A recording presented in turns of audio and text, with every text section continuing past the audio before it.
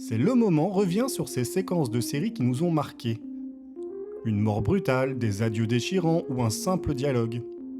Des séquences dont on se rappellera toujours. On pourrait les raconter encore et encore avec la même émotion. Vous vous souvenez? C'est le moment où... If the apocalypse comes, beat me.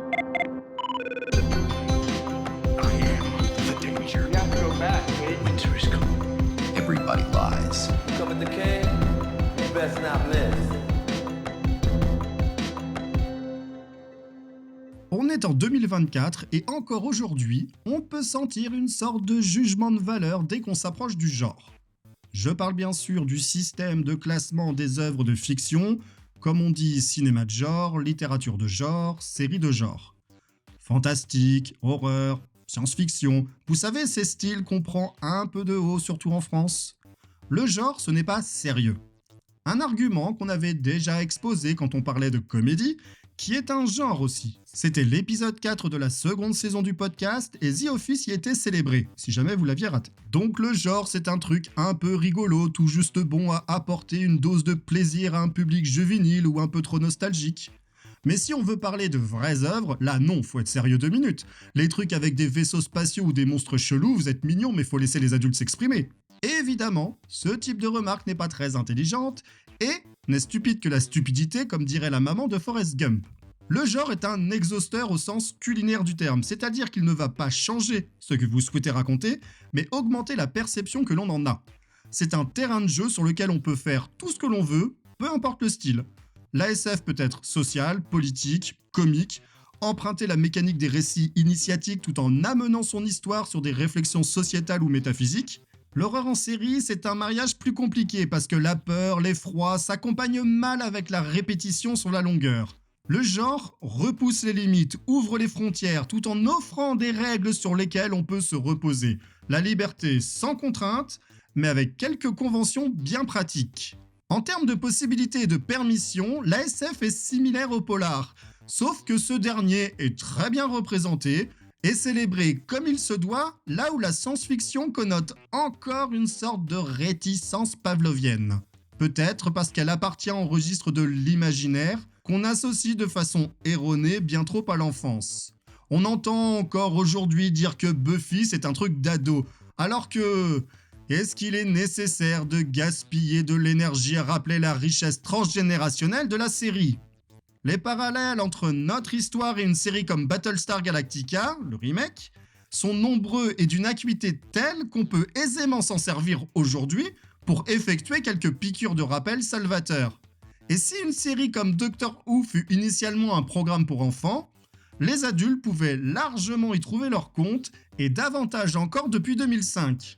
Une série à l'image du TARDIS, cette machine à voyager dans le temps qui ressemble à une cabine téléphonique, elle est plus grande à l'intérieur.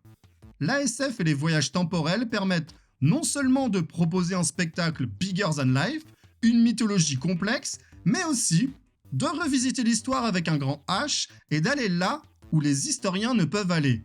C'est le moment où l'on regarde des tableaux. To me, Van Gogh is the finest painter of them all.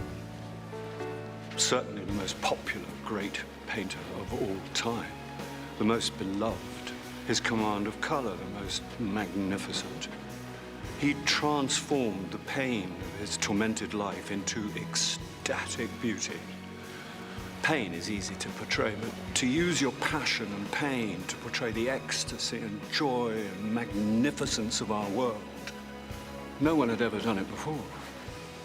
Perhaps no one ever will again.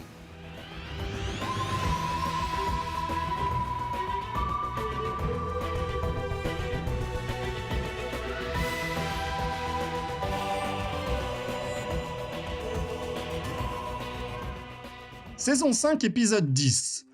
Pour celles et ceux qui ne seraient pas familiers de l'univers de Doctor Who, bon, ça va pas être simple à résumer.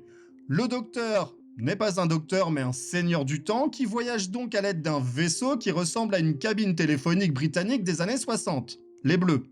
Et le docteur possède aussi le pouvoir de se régénérer à chaque mort, une sorte de réincarnation dans un nouveau corps avec une nouvelle personnalité, mais en conservant toute sa mémoire. Un gimmick bien pratique pour justifier un ricasse sauvage Ici, il en est à sa 11e itération. Et dans ses périples temporels, il est le plus souvent accompagné d'un compagnon. Dans cette 5e saison, c'est Amy qui s'y colle. Si la série a le plus souvent usé du format procédural, une aventure, un épisode, au fil des saisons, elle a multiplié les fils rouges, créant une mythologie plus grande, mais ce n'est pas tant ce qui nous intéresse dans cet épisode. Le Docteur et Amy se rendent à une exposition consacrée à Vincent van Gogh. Ils sont évidemment émerveillés par toutes les toiles du maître, jusqu'à ce qu'ils remarquent un détail pas très naturel sur un tableau. Boum! Les voilà partis, à la fin du 19e siècle, rencontrer l'artiste à l'oreille pas encore coupée. L'épisode exploite à merveille les possibilités qu'offre la science-fiction et s'amuse à concilier univers de la série et récit historique. On avait déjà ainsi rencontré William Shakespeare, Charles Dickens, Elizabeth II. Ici, on mélange la vie tourmentée de l'artiste avec le bestiaire de la série. C'est malin, pop et par moments vraiment touchant quand les auteurs placent des mots sur l'art de Van Gogh et la vérité de la couleur. Mais là où ça devient vraiment bouleversant, c'est à la fin de l'épisode quand le Docteur et Amy décident d'amener Vincent à sa propre exposition au XXIe siècle. Au départ, on voit l'artiste comme un enfant émerveillé de voir un musée dans lequel sont exposés des sculptures et des tableaux. C'est un peu Disneyland pour lui. Il passe devant un panneau qui annonce son exposition sans le voir et arrive dans la salle qui lui est dédiée. Il découvre ainsi combien son art est reconnu, célébré, aux yeux du monde, ce qu'il est devenu. Les yeux déjà embués de larmes, il écoute le curateur de l'exposition, joué par Bill Nighy, raconter qu'il considère Van Gogh comme le plus grand artiste de tous les temps, le plus populaire. Combien sa maîtrise de la couleur est magnifique, qu'il a transformé la douleur de sa vie tourmentée en une beauté extatique. Vincent entend ces mots, les larmes aux yeux, secoués par ce flot d'émotions, et nous aussi parce que la catharsis fonctionne à plein régime. Il finit par embrasser l'homme pour le remercier de lui avoir offert cette reconnaissance.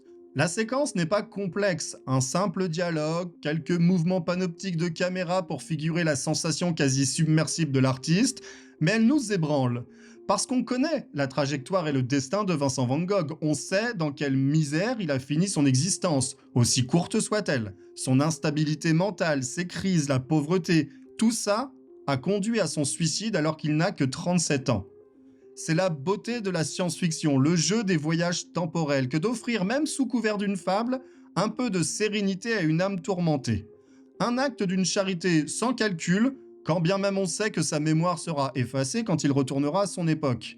Le temps d'un épisode, d'un moment, c'est comme si on réparait une injustice, parce que la SF le permet.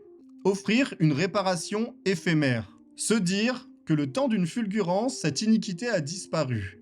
La science-fiction peut être apocalyptique, alarmiste, fataliste ou au contraire, optimiste. Elle peut être insurrectionnelle, poser des cas d'éthique, des dilemmes moraux. Elle peut porter un message critique, préventif ou mettre en garde. Elle a tous ses pouvoirs, toutes ses possibilités.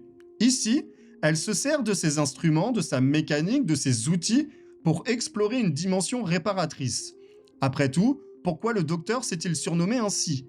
Les fans de Doctor Who diront que ce n'est pas le plus grand moment de la série. Et c'est vrai, il y en a d'autres qui sont bien plus spectaculaires, renversants, voire émouvants. Mais ce podcast ne tient pas à systématiquement célébrer les séquences les plus évidentes. Les séries sont des fictions au long cours. Enfin, même si ça devient de moins en moins vrai aujourd'hui. Cela dit, avec Doctor Who, on est pas mal, elle dure depuis 1963. Bref. Les séries ont cette faculté naturelle à ne pas être un seul bloc, contrairement à ce que pourrait penser Netflix. C'est-à-dire qu'on ne va pas se souvenir de sa découverte comme un seul événement, mais comme la multiplication ou la succession de moments. Et parfois, celui qui marque n'est pas le plus évident. À l'échelle de la série et dans une construction générale de sa mythologie, Vincent van Gogh qui assiste à sa propre exposition au XXIe siècle est presque insignifiant. Mais c'est aussi pour cette raison que la séquence est géniale, en plus de la dimension émotionnelle exprimée plus tôt. Parce que la structure naturelle de la série, redondante dans un ensemble feuilletonnant, permet ce genre de détour, d'arrêt un peu improvisé, de séquence qui ne va rien changer aux fondamentaux, sinon d'offrir un moment de pure émotion. Est-ce si insignifiant ? Ne se confrontons pas à l'art pour ressentir des émotions ou provoquer des réflexions ? Alors mettre en scène un artiste devant la célébration de son art est une façon de boucler cette boucle, sans être méta, sans réflexion postmoderne, sans twist de petit malin, sans même que ce soit important pour la série. Mais parce qu'elle le peut. C'est le moment où Vincent peut être Van Gogh.